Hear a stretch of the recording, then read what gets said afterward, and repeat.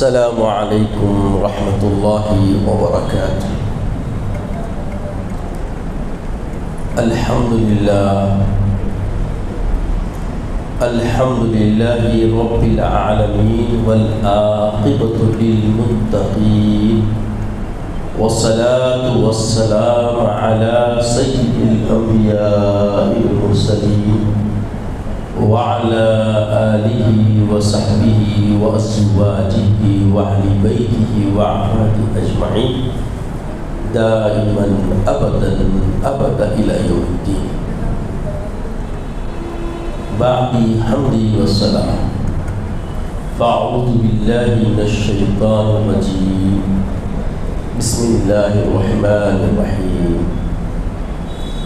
تلک حدود اللہ فلا تعتدوها ومن يتعد حدود الله فأولئك هم الظالمون۔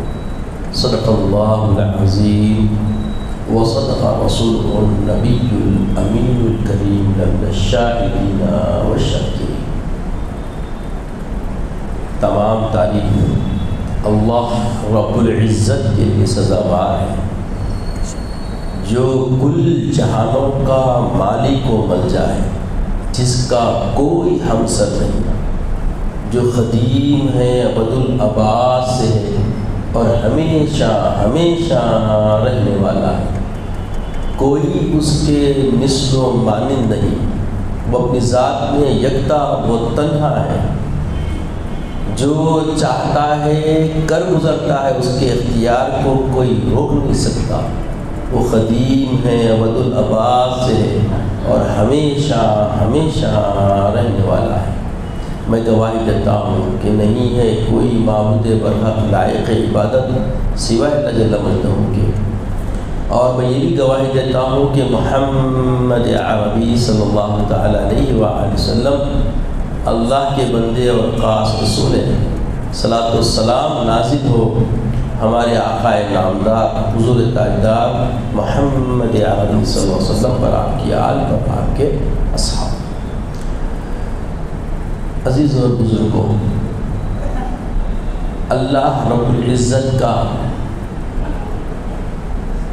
بے انتہا فضل و کرم ہے ہم پر کہ ہمیں اس نے مہلت حیات عطا فرمائی، زندگی کو دراز فرمایا۔ پچھلے جمعہ ہم اس کی بارگاہ میں حاضر ہوئے تھے، پھر اس جمعہ بھی حاضر ہونے کا موقع عنایت فرمایا۔ عزیز اور بزرگوں، یوں تو اللہ کے بے انتہا لامحدود فضل کرم، اس کی رحمتیں، اس کی عنایتیں بے اندازہ ہم پر نچھاور ہو رہی ہے۔ کوئی فرد اب اس کو پورا محیط، پورا طور پر سمجھ سکے، یہ سمجھ بھی ہم میں باقی نہ رہی۔ اتنی عطائیں، اتنا فضل اللہ کا ہم پر ہے کہ ہم کس نعمت کا شکر کریں، کم ہے۔ اس کا کامل شکر ادا ہو۔ یہ زندگی کا شعور، اس زندگی کی عرفانیت ہم میں شاہد گاہے کسی کو۔ عزیز اور بزرگوں، غور فرمائیں کیسی اس کی کرم فرمائیاں ہیں ہم پر، کیسا ہم پر اس کا رحم ہے، کیسی مہربانیاں ہیں اس کی کہ ہم شاہدی زندگی کا کوئی دن ہوگا جس میں کوئی کوتاہی، کوئی نافرمانی، کوئی غفلت ہم سے نہ ہوتی ہوگی، مگر اس کی عنایتوں کا اندازہ دیکھیں۔ نہ کبھی وہ ہمارے خورد و نوش کھانے پینے میں کمی کرتا ہے، نہ سانسیں لینے کے لیے کبھی ہم کو دقتیں ملتی ہے، ہر طرح کی سہولتیں، آسانیں، راحتیں اور شادمانیاں ہر دن بے اندازہ اللہ نوازتا رہتا ہے۔ اور یہی انداز اس کی شان رفعت کو ہمارے سامنے آشکار کرتا ہے کہ دیکھو تم اتنے اور ایسے ہونے کے باوجود تمہارا دائرہ تم خود اپنے ہاتھوں سے تنگ کرنے کے باوجود وہ وہاب عطا کرنے والا مالک کیسی ہم پہ عنایتیں کرتا ہے، کیسا نوازتا ہے، کیسی عطاؤں کی بارش کرتا ہے۔ آپ اگر ضد کر کے بیٹھ جائیں کہ رب مجھے یہ چاہیے تو یقین جانیے اس کی شان ہے کہ وہ دیتے رہتا ہے، بس لینے کا سلیقہ چاہیے، مانگنے کا طریقہ چاہیے، حاصل کرنے کا منہج و سبیل چاہیے۔ اور جو اس سے بھی پرے ہو، اسی ایک اہم فکر سے ہی غفلت میں رہتے ہو، انہیں بھی نہیں چھوڑتا، ان کو بھی دیتا۔ هو الرزاق ذو القوة المتین۔ کیا زبردست مالک ہے ہمارا کہ کسی کے رزق میں کبھی کوئی کمی نہیں کرتا۔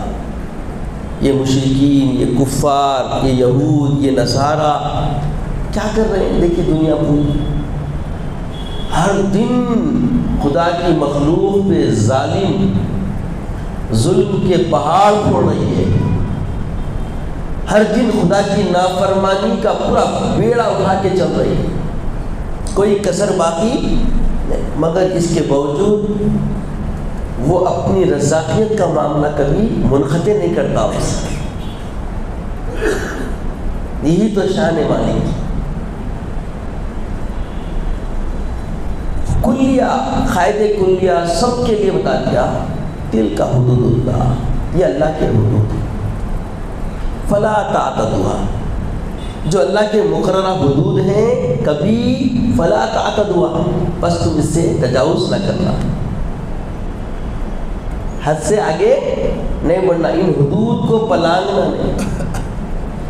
وَمَن يَتَعَدَّ حُدُودَ اللَّهِ، جو اللہ کے حدود کو توڑ دے، جو اللہ کے حدود سے تجاوز کر جائے، فَأُولَٰئِكَ هُمُ الظَّالِمُونَ، بس یہی وہ لوگ ہیں جو ظلم کر لیتے ہیں، اپنے آپ کیا کر لیتے ہیں؟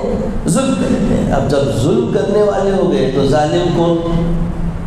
خود از خود ہیں، خود ظالم ہیں، خود ظلم کر رہے ہیں، مگر وہ مالک اپنی دستگیری سے دستبردار نہیں ہوتا۔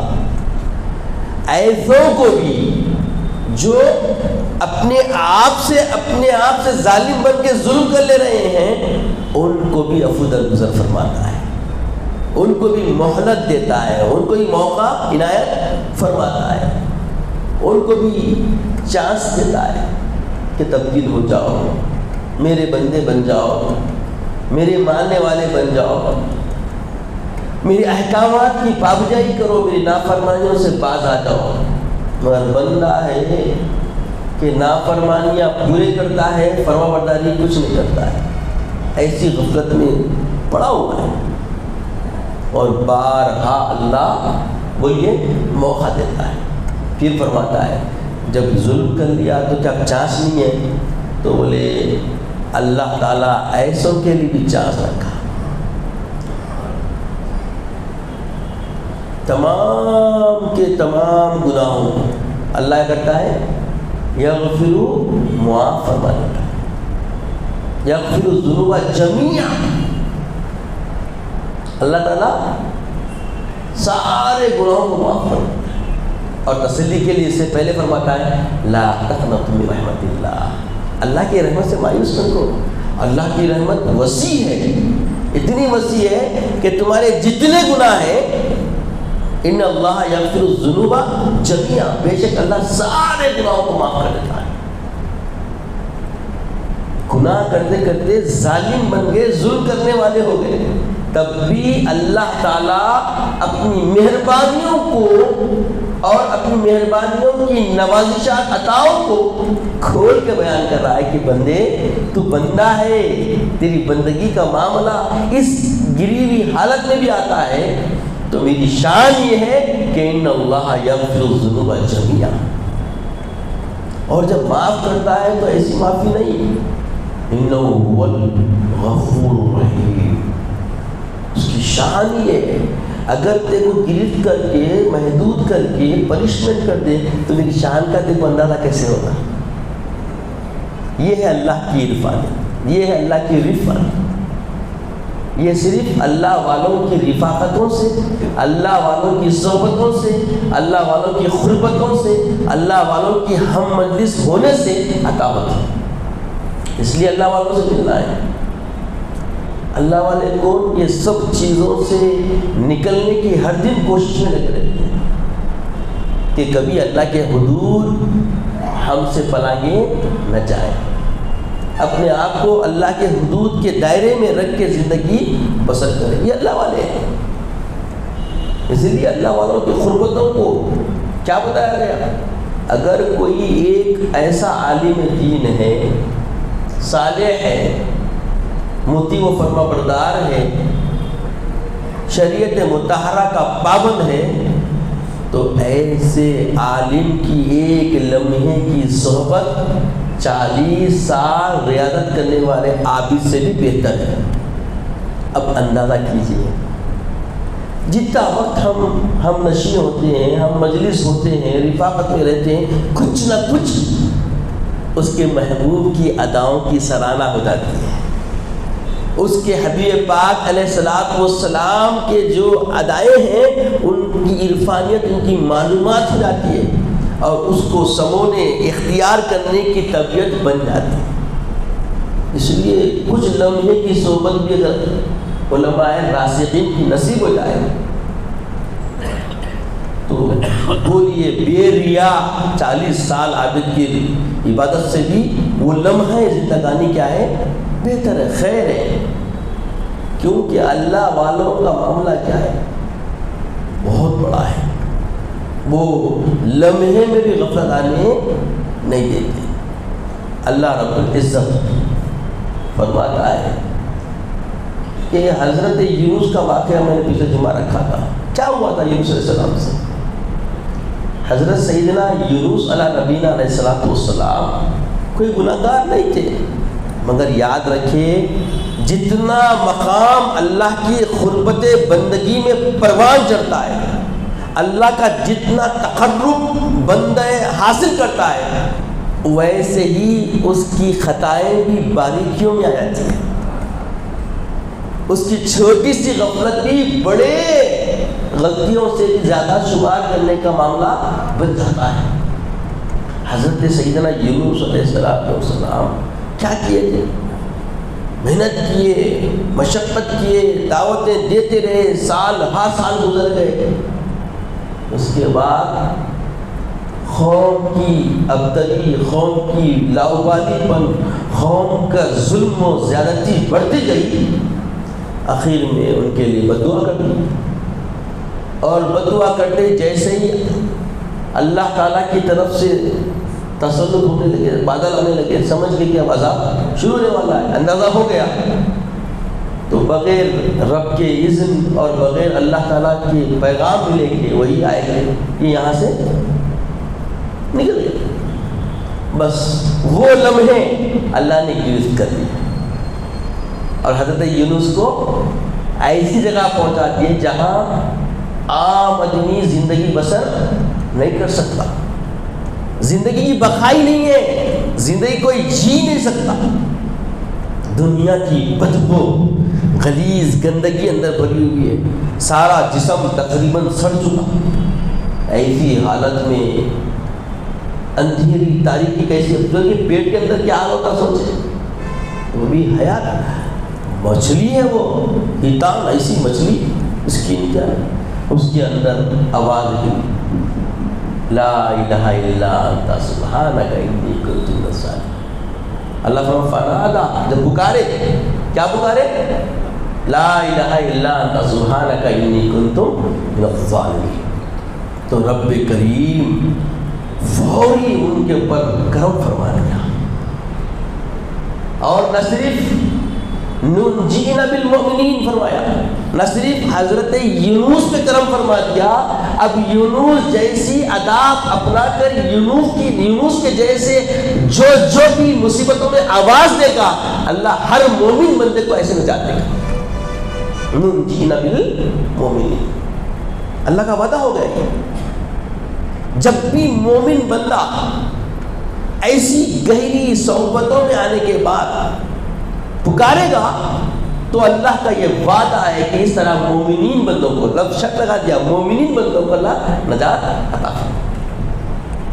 اب دیکھیے کیسا کرم، جب کبھی مصیبت آ جائے اس کی کوئی تعداد نہیں، بس قلبی لگاؤ ہونا چاہیے اور انحصار، بھروسہ، آخری انتہا صبر کا، اعتماد کا اللہ کی ذات پہ ہونا چاہیے، جیسے حضرت یونس کے اندر وہ کیفیت ملتی ہے۔ تو جو بھی مومن بندہ ایسی کیفیت میں آ کر ایسے انداز زندگانی سے رب کو پکارے گا تو اللہ ضرب فی الفور اس کی مدد فرما دے گا۔ آج حالات کیا ہے؟ اپنا ہم جب جائزہ لیتے ہیں تو ہم بہت ابتری میں پڑے ہوئے ہیں، غفلت میں پڑے ہوئے ہیں۔ اللہ تعالیٰ کو ذکر بہت پسند ہے، اللہ تعالیٰ کو حضرت یونس نے اللہ کا ذکر کیا نا، اللہ کو یاد کیا، اللہ کو ذکر بہت پسند ہے۔ اور جو کوئی اللہ کا ذکر کرتا ہے اللہ تبارک و تعالیٰ ایسے بندوں سے کیا ہوتا ہے؟ مانوس ہو جاتا ہے، اس کی طرف کیا ہوتا ہے؟ اللہ مائل ہو آتا ہے۔ اگر اللہ کو مائل کرنا ہے تو ہمیں اللہ کا ذکر کرنا ہے۔ اللہ فرماتا ہے جب یونس نے پکارا فاستجبنا له ونجيناه من الغم وكذلك ننجي المؤمنين، اللہ فرماتا ہے کہ اور ہم نے اس کا جواب دیا، فاستجبنا له، جب پکارے تو تسکین وہیں مل گئی فی الفور۔ مچھلی کے پیٹ میں ہی حضرت یونس علیہ نبینا علیہ الصلوۃ والسلام کو تسکین مل گئی، راحت مل گئی، اور کیا مل گیا؟ سکون و سرور مل گیا۔ وَنَجَّيْنَاهُ، اور ہم نے ان سے بوجھ بچا، ہلکا کر دیا، ان کو نجات دی۔ وَنَجَّيْنَاهُ، ان کو ہم نے نجات عطا فرما دی۔ مِنَ الْغَمِّ، جو کچھ انہوں نے اپنے ذہن کے اوپر لے رکھا تھا، جو بھی ان کو مصیبت آ گئی تھی اس سے، وَكَذَلِكَ نُنْجِي الْمُؤْمِنِينَ، اور ہم مومنین کو اسی طرح بتاتے ہیں۔ تو مومن بندہ ہمیشہ انحصار اپنا پورا کس پہ رکھتا ہے؟ اللہ پہ رکھتا ہے۔ یاد رکھیں اسباب پورے ہونے کے باوجود اسباب پورا کرنا یہ مومن کی تربیت ہے جو رسول اللہ نے عطا فرمائی۔ اسباب سے دستبردار ہو کر اللہ کی طرف رجوع ہونا انحصار نہیں ہے، یہ تو خود کے اوپر ظلم کرنے میں آیا تھا۔ دیکھیے یہ بات سمجھے، بہت نازک بات ہے۔ اگر بغیر اسباب کو اپنائیں گے، اگر آپ یہ دعویٰ کرتے ہیں کہ میں اللہ پہ بھروسہ کرتا ہوں تو آپ اپنے دعوے میں جھوٹے۔ اسباب پورا مہیا کر لینے کے بعد، اسباب پورے سرشار ہونے کے بعد، اسباب پورے تیار ہونے کے بعد اسباب کو اب نتیجے کے لیے رجوع اللہ رہنا، انحصار اللہ پہ کر دینا، یہ ہے مومن کا شعار، یہ ہے مومن کا طریقہ، یہ ہے مومن کا منہج۔ پھر اللہ فرماتا ہے فَإِذَا قَضَيْتُم مَنَاسِكَكُمْ فَاذْكُرُوا اللَّهَ كَذِكْرِكُمْ آبَاءَكُمْ أَوْ أَشَدَّ ذِكْرًا۔ فرمایا بس جب تم عبادتوں سے اپنے فارغ ہو جاؤ، ذکر کا مطلب یہ نہیں کہ 5 وقت خالی نماز پڑھے، نماز تو اللہ کا حق ہے، جامع الاذکار ہے، اس کے علاوہ ذکر ہونا چاہیے۔ حج کرنے گئے، حج بھی اللہ کی عبادت ہے، مناسک ہے وہ، مگر اس کے علاوہ بھی اللہ کا ذکر ہونا چاہیے، اللہ کی یاد ہونا، اللہ کو پکارنا، اللہ کی طرف ہمیشہ کیسے کرنا طریقہ بتا دیا۔ فَاذْكُرُوا اللَّهَ كَذِكْرِ آبَائِكُمْ، جیسے تم اپنے بزرگوں کے فخر کرتے ہوئے ہمارے دادا ایسے تھے، ہمارے بابا ویسے تھے، یہ جو ذکر کرتے ہیں اپنے آبا و اجداد کا، اس سے بھی زیادہ اور اشد ذکر، اس سے بھی اچھے انداز میں میرا ذکر کرو۔ طریقے ذکر کرے کا طریقہ، اور جو اللہ تعالیٰ کو لبھاتا ہے وہ بھی اللہ بیان کر دے رہا. یعنی ایسے مرغوب ہو کر، ایسے مائل ہو کر، ہارڈلی دل سے ایسے ذکر کرو جیسے تم اپنے اجداد، آبا و اجداد کا ذکر کر کے فخر محسوس کرتے. ہمارے بابا کلکٹر تھے، ہمارے دادا فلاں تھے، لوگ کرتے نا ایسا، ذکر ہوتا نہیں ہوتا. تو دیکھیے کیسے ہماری روزمرہ زندگی کے تمثیلات اللہ بیان کر رہا. یہاں یہ نہیں بولا، دیکھیے یہاں پہ ذکر آبا کو بولا، امہاتکم کا ذکر نہیں کرایا، ماں کا نہیں بولے. تو اس کا مطلب بہت اہمیت کا ایسا سمجھنا ہے. یہ آیت کی کریمہ کو غور کریں. اب احادیث کے زاویے سے اگر آپ آیت کو سمجھیں تو سمجھ میں آیا تھا ماں کا کیا معاملہ ہے. ماں کی دعا ویسی چھے، بد دعا ویسی چھے. سیکنڈوں میں مردے مٹھی پڑو بول دیتی، پھر سیکنڈوں میں میرا لال کا ہے کھانا نہیں کھایا بول کے یاد بھی کر لیتے. بمقابل باپ کے، باپ جھٹ خفا نہیں ہوتا ماں کی طرح، فوری ناراض نہیں ہوتا، فوری غضب میں بھی نہیں آتا.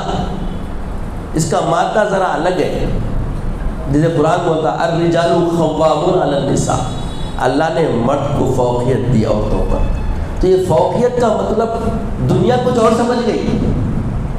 یہ دنیا دار کتے جو ہوتے ہیں، جو دین پہ تنقید کرنا چاہتے ہیں اسلام کے اوپر، ان کو کیا معلوم، بھونکتے پھر رہے ہیں. آپ دیکھ رہے ہیں الیکٹرانک میڈیا پہ بہت بھونک رہے ہیں آج کل، بھونکنا بہت ہو گیا ان کا. اس کی وجہ کیا ہے؟ ان کو تفہیم نہیں ہے. قرآن ہر کوئی سمجھ سکتا کیا ہے. قرآن کے ماننے والے جلدی قرآن کو نہیں سمجھ سکتے، تو یہ نہیں ماننے والوں کی سمجھ کہاں سے آئی. اور قرآن کا کھلا اعلان ہے یضل بہ کثیرا ویہدی بہ کثیرا. قرآن ایسا کلام ہے اللہ کا، اس سے بہت سارے پڑھ کے گمراہ بھی ہوتے ہیں اور ہدایت بھی پاتے ہیں. تو گمراہ نہیں ہونا ہے تو اس کا طریقہ اللہ کے رسول بتا دیے کہ تمہارے درمیان دو چیزیں چھوڑو، ایک میری اطرت، دوسری کتاب اللہ. تو کتاب اللہ کو اطرت رسول کے ذریعے سے اگر دیکھیں گے تو گمراہ کبھی نہیں ہوں گے. اور جو اطرت کے علاوہ فطرت سے دیکھتے ہیں ان کے لیے تو گمراہی ہے. ان کے لیے تو دو ٹوٹے بات یہ بات غور کریں آپ، دیکھیں ایسا ہو رہا نہیں ہو رہا. تو اس کے بعد بتایا گیا کہ اللہ کے حبیب فرماتے ہیں دعاء الوالدی لولدہ کدعاء نبی لامتی. کیا فرمایا آقا؟ والد کی دعا بیٹے کے حق میں، اپنی اولاد کے حق میں ایسی ہے جیسے کدعاء نبی لامتی، جیسے نبی کی دعا امت کے لیے. جب کوئی نبی امت کے حق میں دعا کرتا تو وہ مالک کبھی اس دعا کو رد نہیں فرماتا. تو دیکھیے باپ کا مقام سمجھنا ہے. اور کیا ہے، ماں سے انسیت ہوتی کیونکہ وہ ہر برائی کو اپنی آنچل میں ڈھانپ لیتی. والد کی کیفیت یہ ہوتی کہ کسی خطا کو نظر انداز نہیں کرتا. باپ فیوچر دیکھتا بچے کا اور ماں وقت کو گزارنے کو دیکھتی. اس لیے ماں مشفق دکھتی بچے کو، اور بچہ اس کی ہر خطاؤں کو چھپانے والی دیکھ کر اس کی طرف زیادہ مائل رہتا. اور باپ گناہوں خطاؤں کو متنبع کرنے والا ہوتا، اس لیے سب دکھتا. تو آپ کا ہمارا مشاہدہ ہے کہ آپ کو ہم دیکھتے ہیں اکثر ہمارے حیدرآباد میں ہول سٹی میں ملتا 8 وال پیچھے ماں کی دعا ہے نا. کبھی باپ کی دعا پڑھنے کا موقع تو زندگی میں آج تک نہیں ملا. اس کی علت وجہ شفقت ہے نا. ماں کے جو چوچلے ہوتے نا بڑے ڈینجر ہوتے، مگر اس سے رغبت ہوتی، اس سے الفت ہوتی، انسیت ہوتی، تو بچہ جلدی سمجھ نہیں پاتا. اور باپ جو ہوتا ہے ذرا سخت دکھتا، حالانکہ اسی کی شفقت کا نتیجہ ہے کہ ماں کا آنچل بھی اس پہ رحم و کرم کا ہے. نہیں معلوم اتنی گہرائی میں بچہ جاتا نہیں جاتا. تو اللہ تبارک و تعالی فرماتا ہے کہ فَإِذَا قَضَيْتُم مَنَاسِكَكُمْ فَاذْكُرُوا اللَّهَ كَذِكْرِ آبَائِكُمْ. ایسے اللہ کا ذکر کرو جیسے آباءکم تمہارے والدین کا ذکر کرتے ہو، بلکہ او اشد ذکرا، اس سے بھی زیادہ اللہ کو یاد کرو۔ عزیز اور بزرگوں، صحابی نے ایک مرتبہ اماں عائشہ سے پوچھا کہ ماں بتائیے کہ میرے آقا صلی اللہ علیہ وسلم اللہ کا کتنا ذکر کرتے تھے؟ تو قربان جائیں امہات المومنین کی فرمائی کہ کبھی کسی لمحے کے لیے آقا علیہ السلام اللہ کے ذکر سے غافل نہیں ہوتے، کبھی کسی لمحے کے لیے آقا علیہ السلام اللہ کے ذکر سے غافل نہیں ہوتے۔ پھر بتایا گیا کہ 2 فرشتے آئے، فرشتہ دیکھ کے بولا ارے کیا اچھے انداز میں آرام کر رہے ہیں، کیا انداز ہے آرام کرنے کا؟ تو دوسرا فرشتہ بولا دیکھ تو دیکھ رہا ہے نا ان کو، ان کی آنکھیں بند ہیں مگر ان کا ذکر، ان کا قلب اللہ کے ذکر میں مشغول ہے۔ کس کے بارے میں بات ہو رہی ہے؟ سید عالم ہمارے آقا محمد عربی صلی اللہ علیہ وسلم کے بارے میں بات ہو رہی۔ یہ فرشتے آئے اس لیے تھے تاکہ مومنین کو بتائیں ان کے محبوب کی شان کو۔ اللہ تعالیٰ ایسے محبوب نہیں بنایا آقا علیہ السلام، ساری مخلوق میں اللہ کے بعد اگر کوئی عظمت والی شان، کوئی عزت اگر ہے کسی کی تو وہ سید عالم محمد عربی صلی اللہ علیہ وسلم۔ یہ تقدس، یہ برتری، یہ اکرام اللہ کی طرف سے جو سید عالم علیہ السلام کو دیا گیا ہے، کسی نبی کو حاصل نہیں ہے، کسی بندے خدا کو حاصل نہیں، کسی مخلوق کو حاصل نہیں ہے۔ یہاں تک بتایا گیا، صحابہ دیکھیں کہ اللہ کے رسول صلی اللہ علیہ وسلم ایک مرتبہ جلدی جلدی جا رہے ہیں اور فرما رہے غفرانک ربی۔ صحابہ غور سے دیکھیں، اس کے بعد اللہ کے رسول وضو فرما لیے، وضو فرمانے کے بعد عرض کرے یا رسول اللہ ہم نے آج ایک نیا معاملہ دیکھا آپ کے ساتھ۔ بولے کیا؟ بولے آپ غفرانک ربی فرما رہے ہیں، جبکہ قرآن شہادت ہے، وہی نازل ہوئے، اللہ فرما دیا کہ آپ کا کوئی ایسا معاملہ ہی نہیں ہے۔ پھر مغفرت گناہ نہیں ہوتا تو کیسی، کس چیز کی مغفرت، کس چیز کی آپ مغفرت اللہ طلب کر رہے ہیں؟ تو اللہ کے رسول صلی اللہ علیہ وسلم نے فرمایا کہ ابھی میں رفع حاجت سے آ رہا ہوں، جتنے لمحے میں نے رفع حاجت میں گزارے ہیں اللہ کے ذکر کو توقف کر دیا تھا، تو ان لمحوں کے لیے میں اللہ سے مغفرت طلب کر رہا ہوں۔ اللہ اکبر، اللہ۔ عزیز و بزرگوں، ایسے نبی کے ہم امتی ہیں، ایسے محبوب کے ہم امتی ہیں۔ اب غور کریں کہ ہماری زندگانی کس طرف جا رہی ہے، کس ڈگر کی طرف جا رہی ہے۔ آج جو کوئی حالات ہمارے سامنے ہیں، ان حالات کے آنے کا سبب کیا ہے، اس کی علت کیا ہے، اس کی وجہ کیا ہے؟ عزیز اور بزرگوں، 2-3 جمعہ سے ہمارے کچھ احباب الگ الگ مشافہ کرتے ہوئے بولے بھائی فلسطین کے لیے دعا کریں، فلسطین کے لیے دعا کریں۔ آج آپ جاگے، میں جب سے جمعہ میں آپ کے پاس آیا تب سے میں بیدار ہوں، آپ غور کریے۔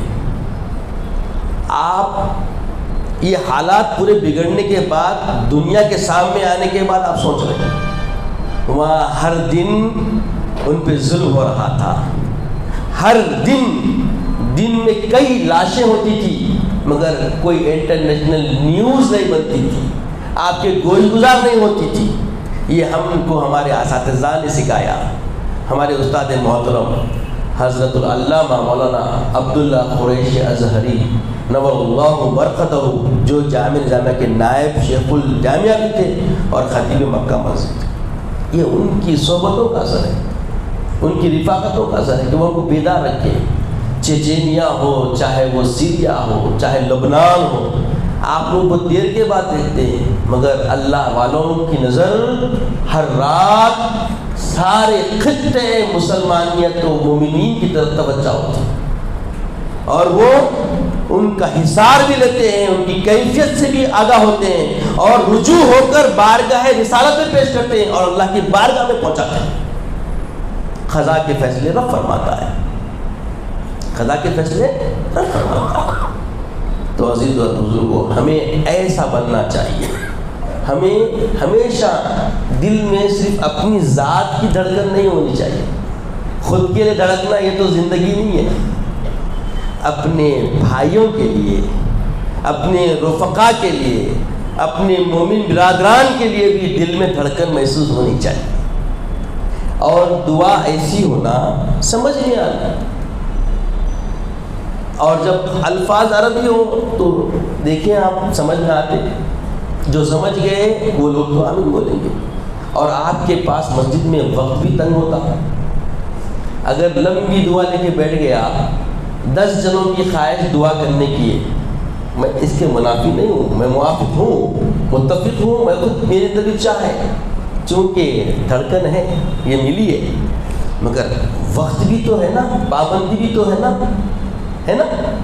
پھر بھی کبھی کبھی 5 منٹ بڑھتے تو آپ دیکھتے ہوں کہ انداز بیاں بدل جاتا، فکر ہوتی گھڑی پہ، کیونکہ دوسرے اور بھی امور ہیں، کئی حالات ہیں، تو لہٰذا ہر کوئی اپنے دل سے اپنی کیفیتوں میں ہاتھ اٹھائے، یقین مانے مسجد میں کوئی تو اہل اللہ بیٹھا ہوا ہوتا ہے، اس کی رفاقت، اس کا وجود ہماری دعاؤں کو بارگاہ رب العزت مقبول کر دے گی۔ یاد رکھیں، ہم اپنے عمل میں کوتا ہو سکتے ہیں، مگر اللہ کے بندے جو جمعہ ادا کرنے یہاں آئے ہوئے ہیں گوشہ نشینی رکھتے ہیں، مگر جمعہ کے دن تو جمعہ میں آنا پڑتا ہے، کیونکہ یہ سرکار کی اتباع ہے۔ یاد رکھیں، سنیں حضرت اویس قرنی، نام سنے نام، یہ عاشق رسول تھے، یہ عاشق رسول تھے۔ انشاءاللہ میں آئندہ جمعہ اس کو رکھوں گا، کیونکہ وقت بالکل ساتھ چھوڑ چکا ہے، تو انشاءاللہ یہ موضوع ہمارا سلسلے وار باقی رہے گا۔ 3 جمعہ ہو گئے، چوتھے جمعہ بھی یہی موضوع پہ ہم گفتگو کریں گے۔ اللہ تعالیٰ سے دعا ہے کہ یا الہ آمین، ہمیں نیک توفیق عطا فرما، نیک ہدایت عطا فرما۔